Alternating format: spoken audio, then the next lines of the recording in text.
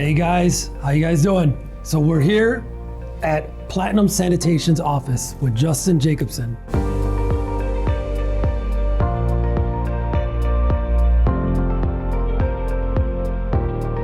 We're gonna walk through your place. Yep. You're gonna tell us how Platinum Sanitation came to be, because you guys, this is a story that I've been wanting to tell for a while, because Justin doesn't come from the cleaning industry, right? This is a story.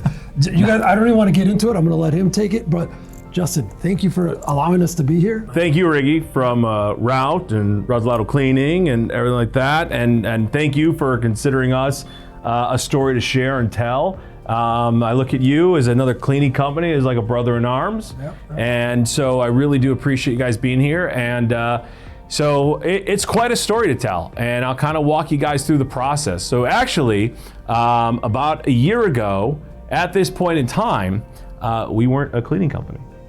That's amazing. We were an event production company, and we house, and you'll see it all back there, we still have it, but we housed everything from lighting, sound, staging, decor. We used to produce the backstage VIP lounge experience for the Grammys in LA. We did booth bill designs for the Consumer Electronics Show in Las Vegas. And our last event to date, actually, prior to the pandemic shutting everything down, was we were coming back from Miami from the Super Bowl. So 49ers Chiefs, and that was the end of that. What do we do now? So I kind of felt, okay, how do I utilize all of my resources? You know, we have staff, we have a huge 10,000 square foot warehouse, we have trucks.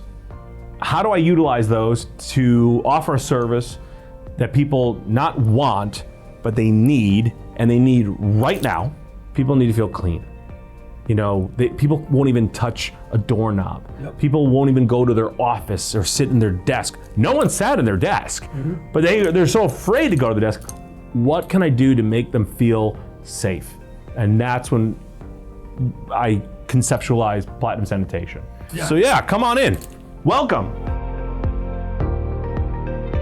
As you can see, there's a lot of tchotchkes, as you know, we call it. I'm Jewish, so it is what it is, tchotchkes. So this is a lot of stuff that we used for the events. And I remember, like, the one thing that you did tell me is, you're like, Rick, it's not like you didn't have any idea of what it was to operate clean, because Correct. As an events company, you guys sanitized a lot of things. Correct, yes. So I mean, at which point we had a good idea. I mean, as you see, I mean, all this stuff, I mean, even still to this day, I mean, it's still pretty pristine. I mean, you know, no smudges, no nothing, all this glass, I mean, everything.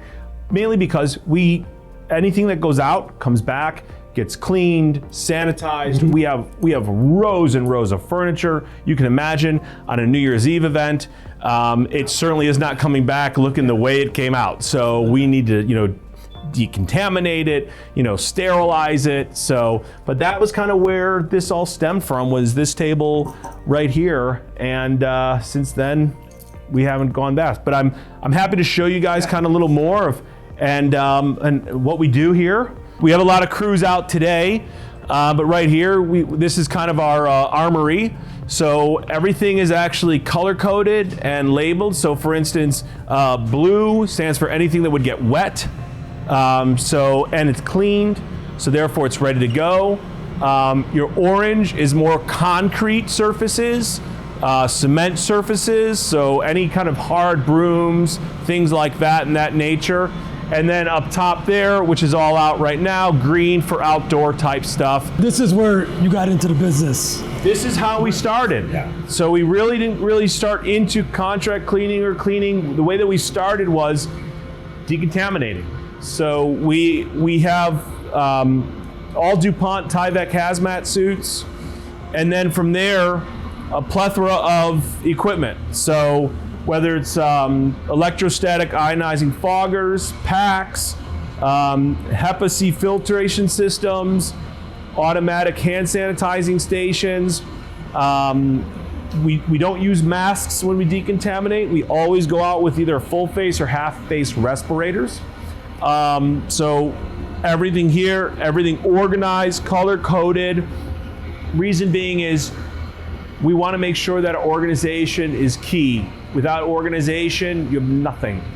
Then I'll be honest, what helped us get to the point where we needed to get to was logistics. That was even from the events. Okay. So I just basically took all those logistic, operational type efficiencies and basically utilize that into what we're now doing today. Because I mean, think about it. Still, everything you learn on the event side, you carry it over to this side, right? Correct. Like you said, organization on both levels, it doesn't really change. It doesn't. It carries over, and you understand logistics, which this is a logistics game.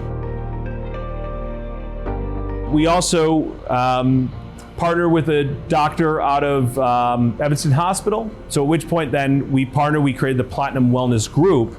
So therefore now we are doing full antigen and PCR testing, antibody testing. So as you guys, I'm sitting here just listening, right? Because the whole point of us coming here too was so you guys can see how things evolved, right?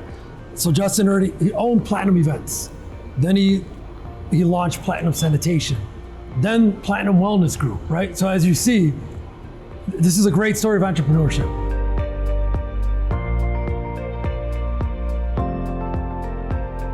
So I've done everything with passion. So when I started doing this, I had no clue what I was doing. I didn't. But you told me before you had some kind of background with I had an idea. You had an idea. I had an idea how to clean our sofas, clean our chairs. I had the idea, but I didn't really know how to do this. So I got certified, trained, took it seriously, and at which point then had trained all of our staff to do it.